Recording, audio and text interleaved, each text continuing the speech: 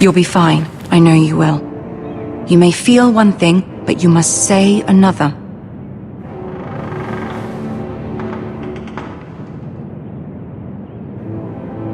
Good luck.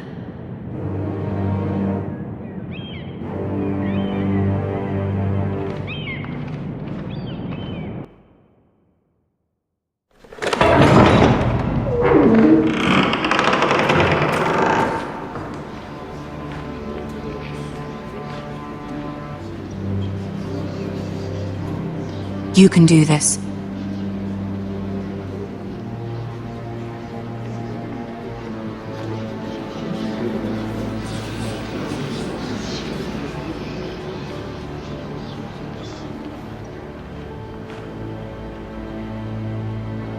Ah, Lady Marjorie. Aren't you looking lovely this evening? Lord Tyrion. Your Grace? With your permission, allow me to introduce Lady Mira of House Forrester.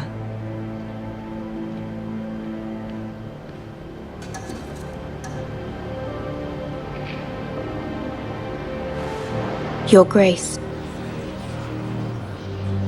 The girl knows her courtesies. Impressive.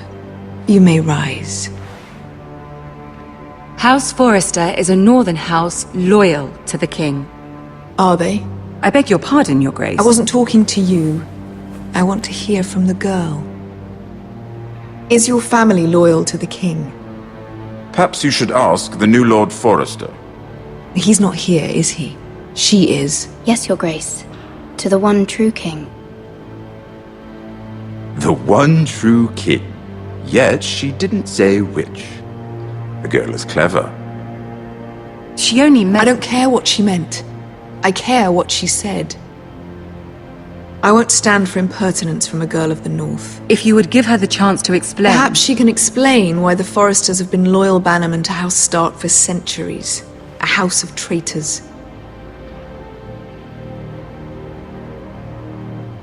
They are noble, not traitors, Your Grace. Noble? Perhaps once. For a northern house. But now they're merely dead. Is your house willing to swear fealty to your new liege lord, Roose Bolton? He is the Warden of the North, Your Grace. He is. And I the Queen Regent and Tyrion the Master of Coin.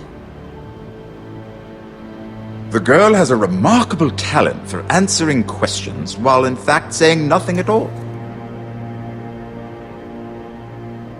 Old allegiances are not easily abandoned. But now that the war is over, we must look to rebuild and forge new alliances.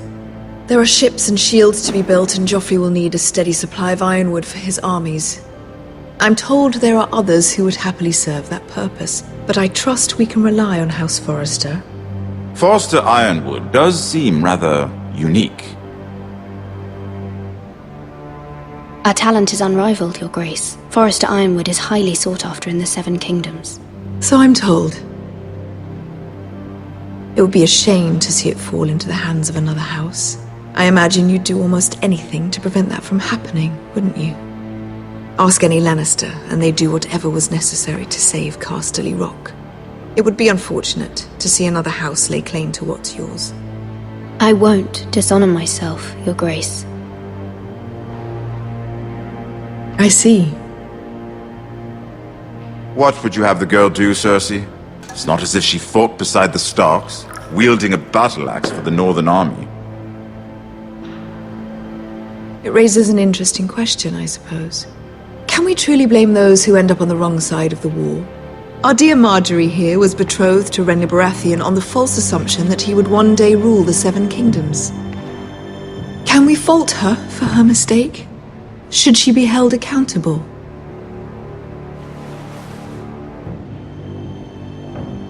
I won't judge her, Your Grace. I wasn't there. I didn't face her decisions. Aren't you a delightful girl? If only one could flit through life without ever holding an opinion of their own. If there's a point to this, I hope you find it quickly. Loyalty can be such a hard thing to define. This city alone is filled with all sorts of ambitious opportunists looking to reinvent themselves, pretending to be something they're not. Who knows what lurks within their hearts? You are a girl from the north, here in service to Lady Marjorie. One can only assume her interests are yours. Yet loyalty to a king, that must be absolute, beyond question. And if your loyalties were to become conflicted between your king and the very person whom you serve, what would you do then? I'm sure she Let would... the girl answer the question. Go on. My loyalties would never conflict, Your Grace. That's a coward's answer. I will not have my time wasted by a northern girl who thinks she can play games. Who do you choose?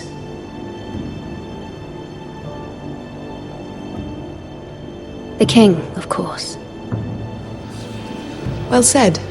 I was beginning to worry you didn't have your priorities straight. She is a threat to the crown, isn't she? The most dangerous handmaiden in all of King's Landing. I'm not quite sure what to make of her. Not surprising, I suppose, for a northern girl, but not very encouraging either. I'd like a word with you, if I may. Of course, Your Grace.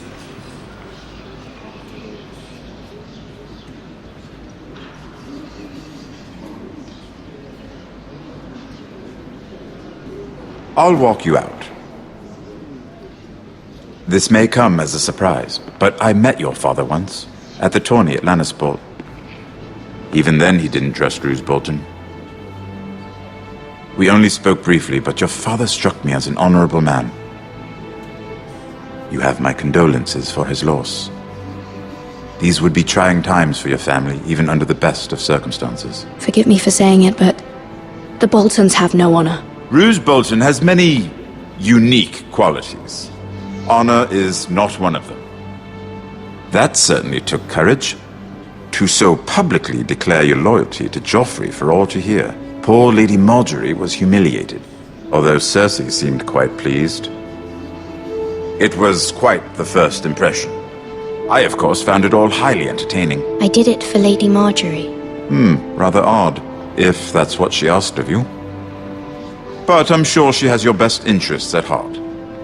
My sister and I have our differences. She takes great pleasure in her little charades. I take mine in thwarting them. We must find our amusements where we can. She threatened to give your ironwood to another house. It is the Master of Coin who decides such matters. The crown needs boats. Boats need wood, and I speak for the crown in this regard, not her. You can help my family. I suppose the crown could be persuaded to secure ironwood from House Forrester. Lady Marjorie might not look favorably on such an alliance, and it would infuriate Cersei. Although what would be amusing for me might prove rather dangerous for you and your house. Are you willing to risk that? It may be far too dangerous. It's a risk I'm willing to take, Lord Tyrion. Please. You are a brave girl, aren't you? I'll consider it. Now, if you'll excuse me, I promised Sansa I would join her for dinner tonight. 3 beautiful bottles of Dornish wine await my arrival. Good night, Lord Tyrion. Just be careful. This is not the North. King's Landing can be a nest of vipers to the uninitiated.